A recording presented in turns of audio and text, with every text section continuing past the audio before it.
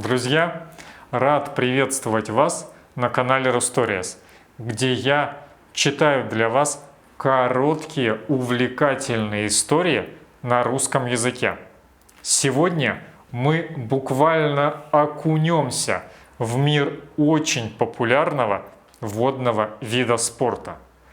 Со слов начинающего серфингиста. Итак, поехали! На серф в Португалию мы собрались втроем. Опыта не было ни у кого. При слове «серф» я представлял себе море и брызги. Еще, наверное, солнце. И, пожалуй, все. Первое столкновение с реальностью. В Португалии все время холодный океан. Осенью и зимой, когда поднимаются солидные волны для солидных серферов, температура воды около 15 градусов. Летом, когда съезжаются любители и новички, около 20. И это очень зябко. Так что, если хотите ловить волны в одних плавках, стоит отправиться в Индонезию или на Коста-Рику. На европейском побережье Атлантики залезать в воду можно только в плотном гидрокостюме. Но и в нем ладони и ступни будут сильно мерзнуть. Португалия считается лучшим вариантом посерфить в Европе. Волны есть еще на севере Франции и в Испании, но там дороже. Альтернатива – Великобритания и Ирландия. Но, опять же, дорого, да еще и еда невкусная. Еще одно важное преимущество Португалии – это безопасные песчаные пляжи, отсутствие рифов и камней, о которые можно пораниться. Это плюс. Но все равно 90% увечий серферы получают от своей собственной доски. Она крепится к щиколотке. И часто натянутая веревка старается направить вам доску в голову или ребра. Перед поездкой начните ходить в спортзал. Сосредоточьтесь на спине, ей грести, руках, ими отжиматься, и прессе, ему держать баланс. Если вы носите очки, то лучше перейти на линзы. Очки снесет первая же волна. Жить мы решили в местечке Каркавелуш.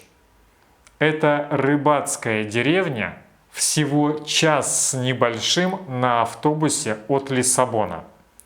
Тут можно снять квартиру в 2 шагах от моря по $50 за ночь. Неплохая альтернатива – Эрисьера. Она чуть выше по побережью, но там чуть холоднее и в среднем подороже. Как и везде в Португалии, в нашей деревне отличные морепродукты и рыба, а еще дешевое вино. В самом Каркавелуше при этом делать совсем нечего. Поэтому наши дни выглядели так. Завтрак, утро в океане на доске, душ, поездка на поезде в Кашкаиш или Лиссабон за приключениями. В Лиссабоне блюдо с рыбой в ресторане стоит 9 евро.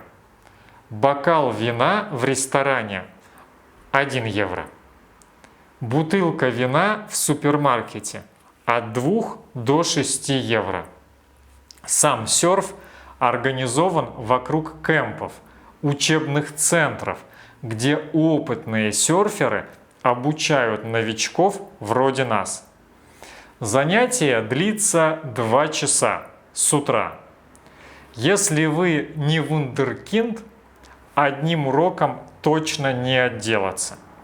Серф требует определенной ловкости. Мы выбрали индивидуальные занятия для 3 в течение недели. По деньгам вышло что-то среднее. Что мы узнали за неделю?